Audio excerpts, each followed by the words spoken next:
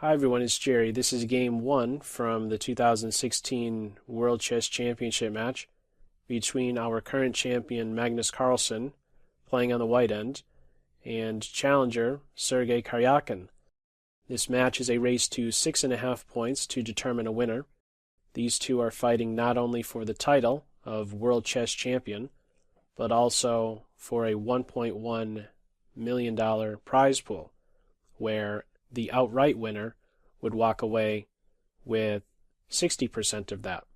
Should it go into playoffs, meaning a 6-6 tie after 12 games, the winner beyond that point would walk away with 55% of that prize pool.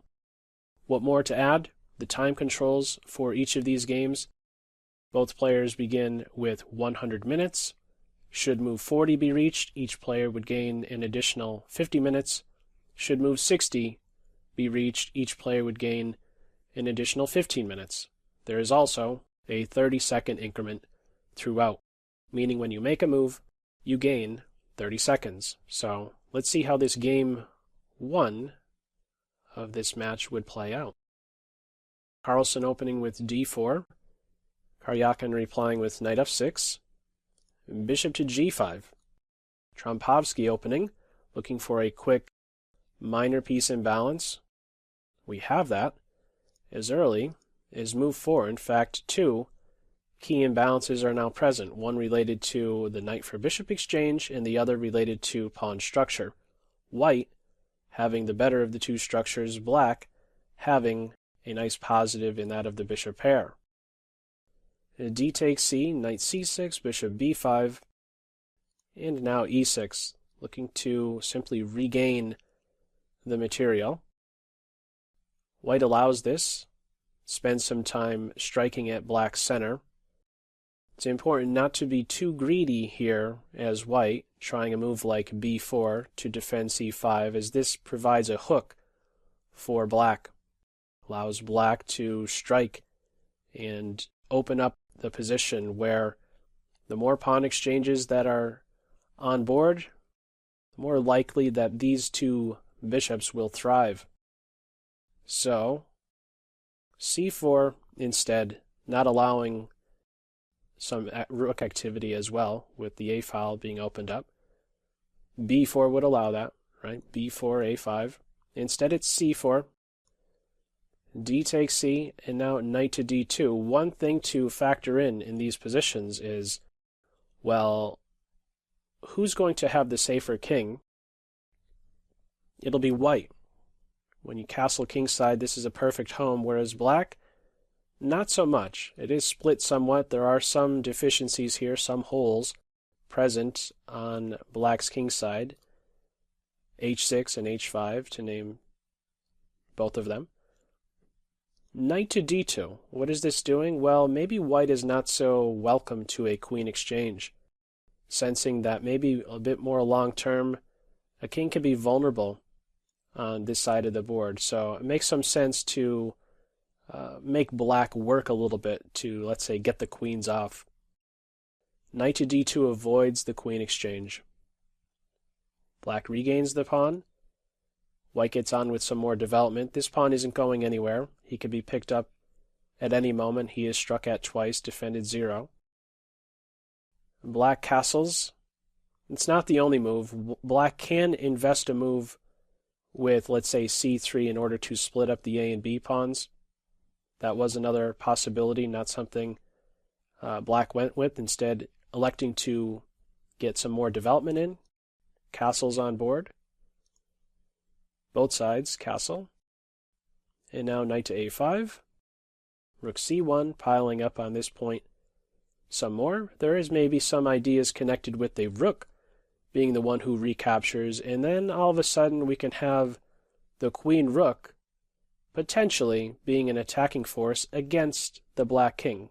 I believe that it would be something black could defend, but this is a possibility for some rook recapture and then swinging over to the g or h files.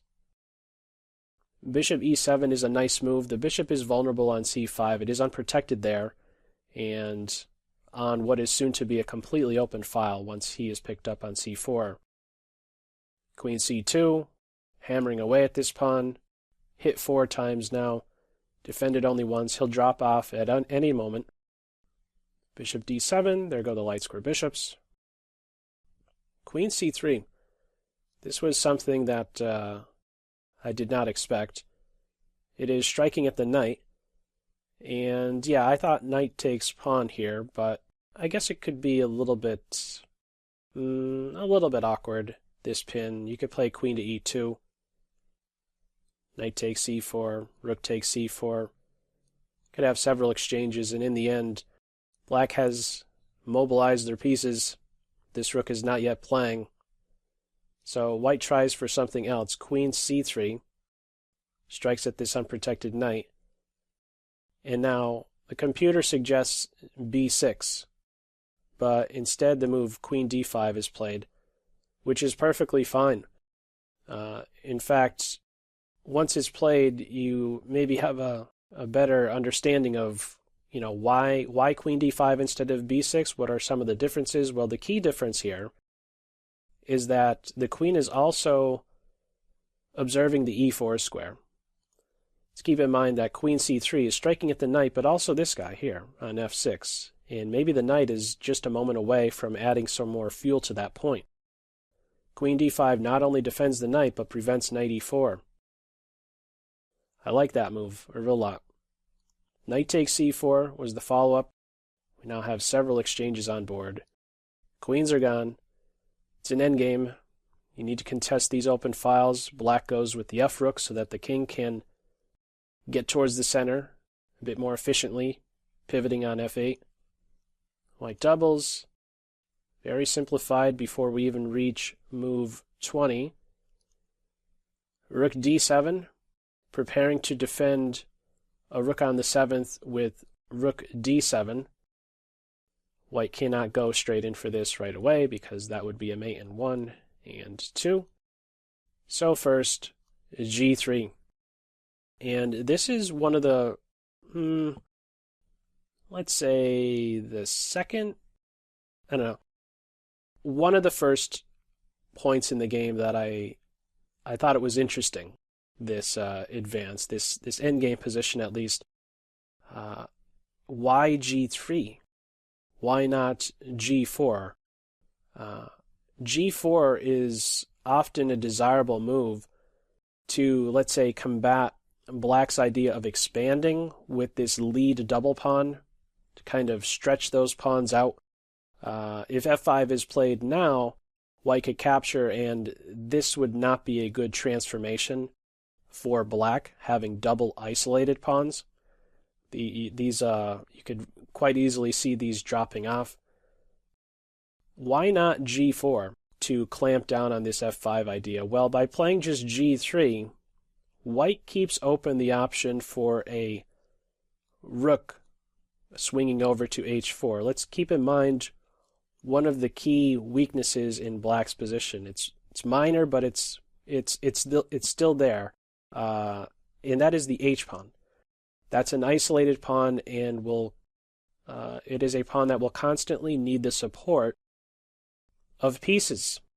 So what is it that black would like to do ideally? Well, move the king towards the center, but at any moment that rook could maybe pivot on h4 and then put pressure on this pawn, and how do you defend it?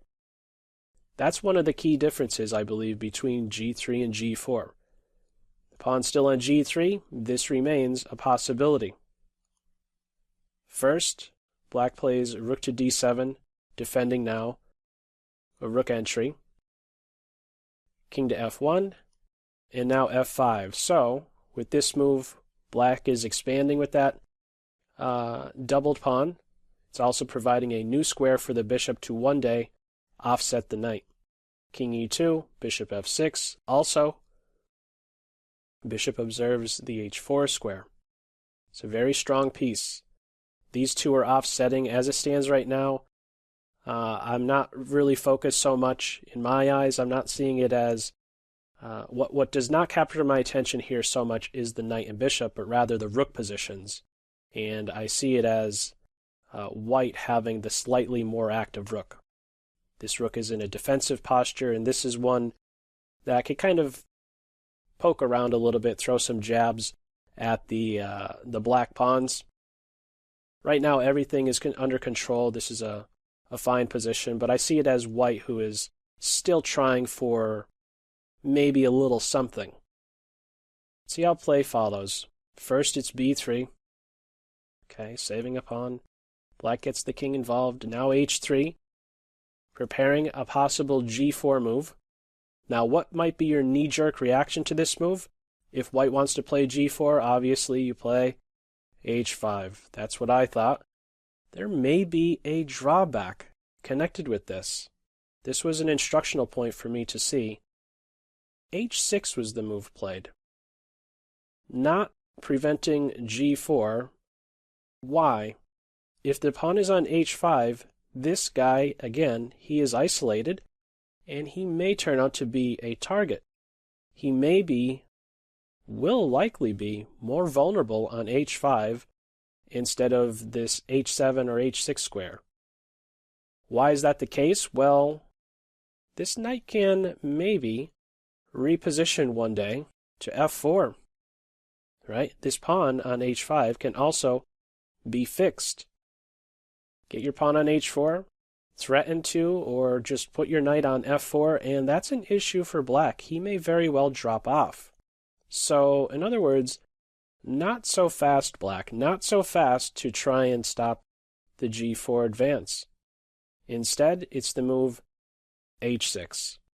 Now, if g4 was played in this position, right, we're waiting on here, move 25. This was black's last move. If white now were to follow through with this advance, it's really no big deal for black. This pawn, you really can't get at him so easily. He could be defended conveniently, now that he is still on a dark square here. He could be defended conveniently by the bishop.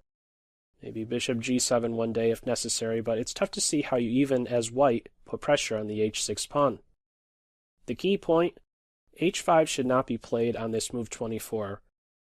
Instead, we had the move h6. The knight now looks to reposition. Something needs to change. I mean, if we have a knight for bishop exchange, it's rook versus rook. Material is balanced. Sometimes you could have a rook ending where you're up a pawn plus and it still isn't enough to convert that full point. So something needs to change. White is trying something. A knight reposition, e1, d3. Black king is getting closer to the center. Possibly now with king to d8, looking to exchange rooks. The f-pawn is getting rolling. Now we have h5, another interesting point. Only after the f4 square is no longer available for the knight do we have h5. This is preventing g4. This is something that white may want to do next. If, let's say, a6, I'm not saying this is some great positive that white is obtaining here by playing g4 right now, but it's a healthy pawn island of 3, and maybe at some point this pawn can be struck at by the rook. Okay? So it's interesting to see how this played out, right? h6 just on move 24, a little knight reposition, and once f4 is in, and once black knows that the knight cannot make use of f4, aha! Now I'll interfere with this idea of playing g4. Following up, we have a4, rook d5. It wasn't the only possibility. Black could go in for some type of rook exchange, but rook d5, this is a strong piece. Keeping pressure on the knight means that the king cannot, let's say, come over to f3 and try to get in some type of pawn break, whether it be e4 or g4. The king has a responsibility. The king cannot go too far. The rook has some nice lateral influence on the position, keeping pressure on the knight as well. It's a really strong piece. Knight c5, b6, knight a6, bishop e7. Where is this knight headed? He's going for the c6 square. White was just threatening to pick up the a-pawn with knight c6. a5, knight c6, king e8. King to d7 seems natural, but it runs into knight to e5 check, so king to e8, knight e5, bishop c5. Slowly, black has consolidated. He got both of his pieces working. And yeah, the white pieces are basically under control here. Again, I see this as a really strong rook on d5. And now that the bishop is on c5, and there's this nice lockdown on both the b and c files, well, primarily the c file, you're not disrupting the bishop. And if you don't disrupt the bishop, your rook really isn't having a great influence on the c file. This is a strong link of pieces here and pawns, the bishop and pawn. So rook c3, king e7, he could be kicked and will be kicked shortly. f6 right around the corner. This is not a stable square. White looks for a rook exchange, seeing that this rook is just too good. Rooks are gone. The knight is kicked. Where to go with the knight? Knight d4. You could capture the knight, and this should still be a drawn king and pawn endgame, but it's not necessary to grab the knight. Improve the king position. Black all of a sudden now has replaced the rook with the king, and he stands very well on d5. Knight b5, king c6. Knight d4, king d6. Knight b5, king d7. And what are we having? Both sides realize there's not really a good way forward from this point. If either side, well, I shouldn't say it as if either side, but if white tries to get maybe a little bit too aggressive in some way with, oh, let's improve my king. Okay, this is just a terrible blunder. White can't go too far. You know, white has some things to worry about. It's not all about, okay, white could just steadily improve. No, there's maybe some drawbacks, in fact, connected with trying to get a little bit aggressive or trying to improve your king position. There are some pawns that are on dark squares that this bishop is just a moment away from capturing directly or indirectly. There really isn't a good way forward from this position. We had a little bit of a repetition at the end right here with the knight b5 into d4. After this move 42, king to d6, these guys had enough. They met that first time control. They shook hands at this point. Game 1 ends as a draw, but a fighting draw. Not a huge fight, but definitely there was a side white was trying for something, but Karjakin, a fantastic defender. No issues. In fact, if we have a look at how accurate these guys played this game, if we have a look at a graph of how the game played through, here we go. You can see how the opening, middle game, end game, this is what you would call a flatline game. I mean, it really does not get more accurate than a game like this. I mean, consider the inaccuracies, mistakes, and blunders for each side. Both sides having a centi-pawn loss of only 4. This was a ridiculously accurate game, and I believe a good start for Karjakin. I mean, playing as black in game 1, first time in a World Chess Championship match. I'm sure there's, some psychological factors getting that first game out of the way. Who knows what's going through his mind, right? It's your first time doing something. There's a lot of tension going on, so it's probably a nice game to get out of the way. A very accurate game, as we can see here, and who knows what more is to come in this championship. I look forward to game 2. I hope you do as well. It is tied, of course, 50-50. We'll see what happens in game 2. As usual, if you have any feedback, feel free to leave it in the comment section below, and I will catch you for game 2. That's all for now. Take care. Bye.